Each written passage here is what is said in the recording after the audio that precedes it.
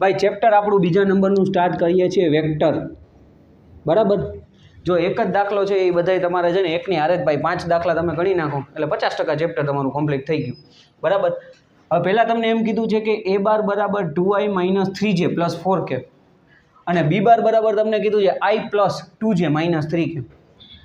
5 વસ્તુ આપણે ફાઇન્ડ કરવાની છે, mode a bar, mode b બાર, ત્યાર પછી a + b અને એનોય આપણે મોડ ફાઇન્ડ કરવાનો છે, a - b એટલે બાદબાકી કરવાની છે અને એનો જે જવાબ આવે એનો મોડ ફાઇન્ડ કરવાનો છે। પછી મોસ્ટ એમપી બે વસ્તુ છે ભાઈ, ક્રોસ પ્રોડક્ટ અને ડોટ પ્રોડક્ટ, બરાબર। હવે પહેલાં આને આઈજેકે ફોર્મમાંથી બહાર કાઢવાના છે, એટલે આઈજેકે ફોર્મમાંથી બહાર કાઢો છે એટલે અહીંયા થઈ જશે 2, પછી અલ્પવિરામ -3 અને 4। આને જ્યારે તમે આઈજેકે ફોર્મમાંથી બહાર કાઢો છો ત્યારે 1, 2 અને -3, ચાલો ઓકે, અહીંયા સુધી મગજમાં બેઠું। આઈજેકે ફોર્મમાંથી પહેલાં બહાર કાઢી લેવાના। હવે આપણે મોડ a બાર ફાઇન્ડ કરવો છે, એટલે પહેલા નંબરનો દાખલો આપણે ગણીએ છીએ ભાઈ, મોડ a બાર બરાબર, તો તમારે વર્ગમૂળની અંદર લખવાનું થશે 2નો વર્ગ વત્તા -3નો વર્ગ વત્તા 4નો વર્ગ, ભાઈ અવાજ નહીં પાછળ, 2નો વર્ગ 4 થઈ જશે, 3નો વર્ગ 9 થઈ જશે, ચોકે ચોકે 16 થઈ જશે, બરાબર। કેટલા થઈ ગયા? 25 ને 4 29 થઈ ગયા, વર્ગમૂળમાં 29। તો a બારનો આન્સર, આપણા મોડ a બારનો આન્સર શું આવ્યો? વર્ગમૂળમાં 29, ચાલો બરાબર। પછી જો આનું વર્ગમૂળ ના નીકળતું હોય તો એમણે રાખી દેવાનું। બીજા નંબરનું મોડ b બાર, તો કે મોડ b બાર એટલે વર્ગમૂળની અંદર, તો કે ભાઈ 1નો વર્ગ પછી વત્તા 2નો વર્ગ વત્તા -3નો વર્ગ, 1 × 1 વત્તા 2 × 2 = 4 વત્તા 3 તેરીને 9, કેટલા થઈ ગયા? વર્ગમૂળની અંદર 14। તો મોડ b બાર આપણને મળ્યું વર્ગમૂળની અંદર 14, જે જવાબ આવ્યો એ પ્રમાણે બે વસ્તુ મેળવી। હરેક દાખલાની અંદર ક્યાંક ને ક્યાંક તમારે મોડ ફાઇન્ડ કરવાનું આવશે, એટલે આ પહેલાં બેઝિક આવડતું હોવું જોઈએ। હવે બીજા નંબરનું તમને એમ કહી છે કે ભાઈ a + b એટલે કે a બાર + b બાર બેયનો સરવાળો કરવાનો છે, તો કે 2 -3 અને 4, પછી વત્તા b બારની વેલ્યુ લખો 1, 2 અને -3। જો પહેલાનો પહેલા હારે સરવાળો, બીજાનો બીજા હારે, ત્રીજાનો ત્રીજા હારે, 2 + 1 એટલે જવાબ આવશે આપણો 3, -3 + 2 એટલે જવાબ આવશે -1 અને 4 વત્તા -3 એટલે 4 + -3 છે, તો 4 - 3 થઈ જશે, જવાબ આવી જશે 1। ચાલો આ આન્સર મળ્યો મને a બાર + b બારનો, બરાબર। હવે આપણે તમને એમ કીધું છે એનોય મોડ ફાઇન્ડ કરો, તો મોડ a બાર + b બાર પાછી સેમ પેટર્ન, બરાબર। વર્ગમૂળની અંદર 3નો વર્ગ વત્તા -1નો વર્ગ વત્તા 1નો વર્ગ, 3 તેરી 9 વત્તા 1 વત્તા 1 એટલે વર્ગમૂળની અંદર આન્સર કેટલો આવી ગયો? તો કે ભાઈ 11। તો મોડ a બાર + b બાર આપણને કેટલું મળ્યું? વર્ગમૂળની અંદર 11। હાલો આટલું મગજમાં બેઠું?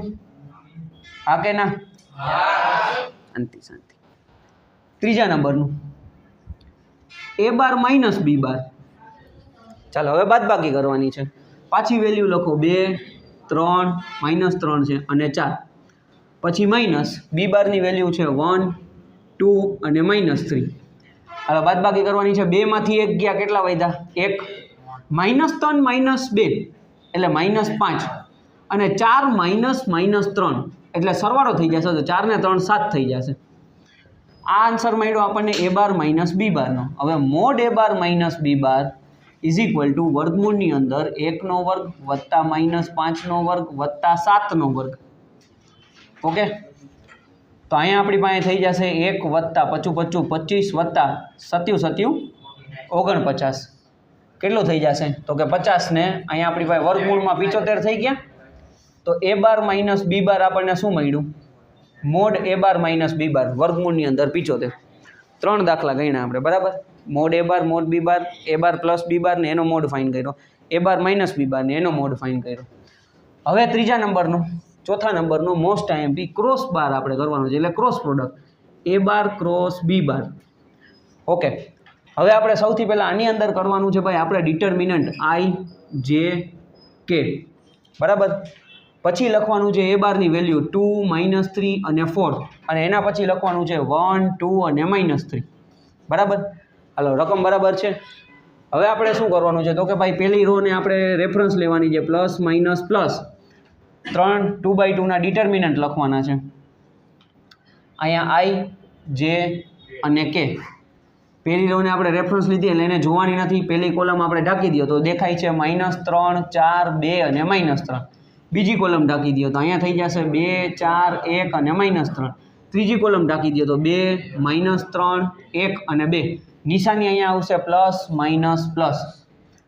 ચાલો આઈ 3 તેરી 9, જો માઇનસ માઇનસ પ્લસ 9 થઈ જશે અને -4 તેરીને 12. પછી માઇનસ જે 3 દુ 6 એટલે -6 અને -4 એકુ 4 પ્લસ કે 2 દુ 4 અને માઇનસ માઇનસ પ્લસ 3 એકુ 3. ક્યાં કઈ જગ્યાએ? ઓકે ઓકે ઓકે હાલો 4 દુ 8.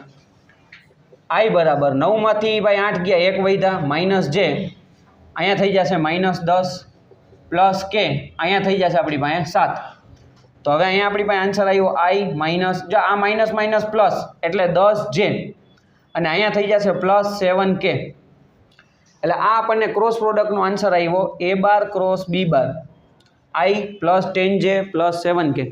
હવે આપણે શું કરવાનું છે તો કે આમાંથી ijk ફોર્મમાંથી પાછા બહાર કાઢી લો. એટલે 1 10 અને 7 એનો મોડ ફાઇન્ડ કરવાનો છે. તો mode a bar cross b બાર વર્ગમૂળની અંદર 1 નો વર્ગ વત્તા 10 નો વર્ગ વત્તા 7 નો વર્ગ કેટલા થઈ ગયા? 1 + 100 વત્તા 7 49.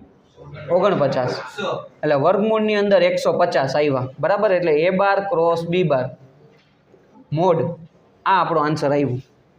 4 દાખલા ગણ્યા આપણે બરાબર. હવે આપણે શું કરવાનું છે તો કે a bar dot b bar dot product કરવાનું છે. તો ડોટ પ્રોડક્ટની અંદર ભાઈ a બાર ડોટ b બાર તમે જ્યારે કરો છો ત્યારે બે વેલ્યુ લખવાની છે, 2 -3 અને 4 પછી ડોટ 1 2 અને -3. હવે આપણી પાસે શું થશે તો કે ભાઈ પહેલાંનો ગુણાકાર પહેલાં હારે એટલે કે 2 એકુ 2 પછી સરવાળાની નિશાની 3 દુ 6 પણ જો અહીંયા -6 થશે એટલે આપણે કાઉન્સ કરીને -6 લખીએ છીએ. પછી વળી સરવાળાની નિશાની 4 તેરીને 12 એટલે -12. ઓકે હવે 2 -6 પ્લસ માઇનસ માઇનસ અહીંયા પ્લસ માઇનસ માઇનસ બરાબર. તો -6 અને -12 એટલે કેટલા થઈ ગયા? -18. એટલે 2 - 18 એટલે જવાબ આવ્યો આપણો -16. તો આ a બાર ડોટ b બાર નો જવાબ આવ્યો -16 બરાબર. હવે a બાર ડોટ b બારનો મોડ નહીં નીકળે કારણ કે એક જ આન્સર આવે છે -16 બરાબર.